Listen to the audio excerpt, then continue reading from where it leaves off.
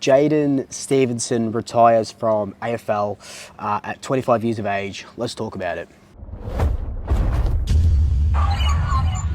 So I don't typically talk about other players from other teams, but I thought Jaden would be a good person to touch on because he was at the Pies for a couple of years. And I guess getting the first thing out of it is that retiring at 25 because you've lost the passion to play is it's such a mature thing to do, to be able to say, look, I've lost passion to play. He's still contracted for another year.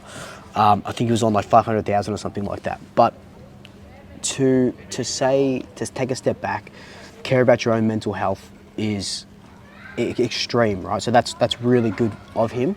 But it does, leave a lot to be desired because he was the rising star in 2018. He was a phenomenal player. His career path took a different way when he bet on Collingwood, and we'll talk a little bit about that later. And then he gets traded to the Roos, and now this happens. So it's really sad. Wishing him all the best. Wishing his mental health all the best. Wishing whatever he does in his next phase of his life all the best. But it just makes you wonder, like, the big what if. Now I know living in what ifs is it's dangerous, right? We shouldn't be living in that sort of, what if we did this, what if we did that, what if, but like, if you just look at his stat line, so he gets drafted at pick number 6, right? He wins the 2018 Rising Star, which is our first Rising Star award, which is just incredible. That first season that he had 38 goals in 2018, kicked 2 in the first quarter in the grand final, and that's when we were on fire. We're like, oh my God, like this kid is going to help us win a grand final, and we all know what happens there. Classic, the what if sort of thing. But had a good start to his 2019, and then was banned for 10 games for betting on matches with Collingwood. Now, that whole thing there is just so crazy to me because yes, he should not be betting on matches at all in general, but it's just, I don't know, hypocritical of banning this kid for 10 games and $20,000 fine and all this sort of stuff when all around the stadium is just bet here, bet this. Here are the odds in game.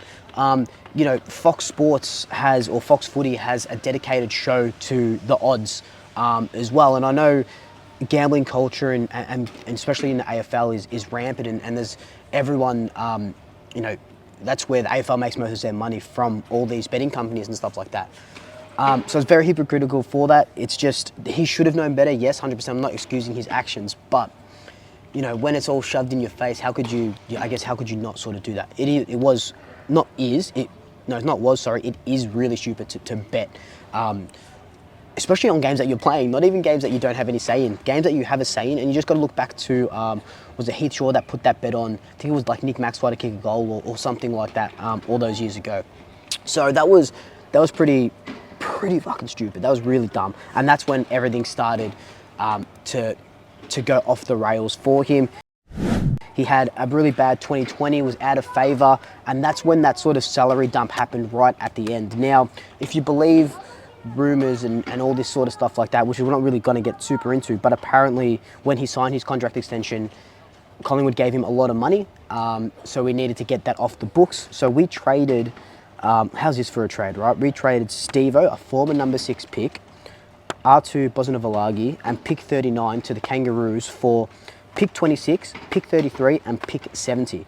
Pick 33, pick 70 we didn't use. Pick 26 we used on Liam McMahon, who we dropped after a couple of years, didn't play a senior game, who's now probably going to get picked up by Carlton as a forward in the SSP list sort of changes, who's looking really good, played really well for the Carlton Reserve. So again, the what ifs. What if he stayed, blah, blah, blah, blah. So I've got to stop doing that, blah, blah, blah. I'm so sorry.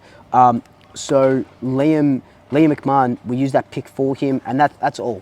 And I remember there being so much uproar. I think Swoop was about a year in its infancy when that happened. And I remember there being so much uproar on Twitter and on social media because we gave away Stevo for a packet of chips pretty much, and a player that didn't even play, right? But then he goes to the Kangaroos, and you can kind of see that it was justified getting that big contract off our books. He plays 68 games for the Roos, kicks 50 plus goals, 12 2023 was his best year, kicked 26 goals, moved into the midfield a little bit. I can't say that I watched too much of him when he was at the Roos, but I know that he was such a talent, and I keep going back to this what if, but like, could you imagine if like Craig McRae was at the helm when Stevo was going through all of this? I know, you know, Ginnivan is kind of on the same sort of line, so it would have just been really interesting to see what would have happened. What would have happened had Stevo been at the Pies like now.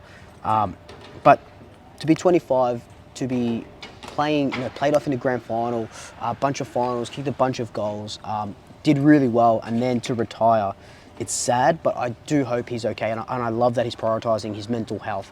But I just wanted to make this video just to be, you know, just to say, one, mental health always comes first, despite of everything. Got to be selfish sometimes and look after your own mental health. That's the most important thing.